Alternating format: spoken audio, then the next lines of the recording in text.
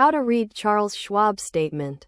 The account summary provides a snapshot of your balance, including what you had at the start and end of the period and any changes from deposits, withdrawals, dividends, interest, or fees. The transaction summary is a record of all activity in the period, including purchases and sales, cash deposits or withdrawals, dividends, interest, and any fees.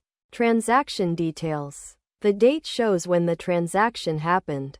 Description provides the type of transaction. Example, purchase, sale, dividend. Amount shows the transaction's value, with positive numbers for deposits and negative for withdrawals.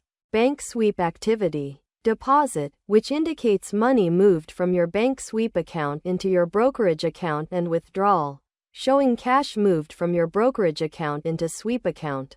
The balance represents the total amount of cash in the sweep account. Positions. The Positions section lists investments in your account, such as stocks, mutual funds, and exchange-traded funds.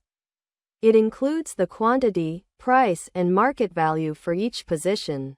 Cash and cash investments. This section includes cash, money market funds, and bank sweeps, which together make up the total amount of cash in your account. Account balance and available margin.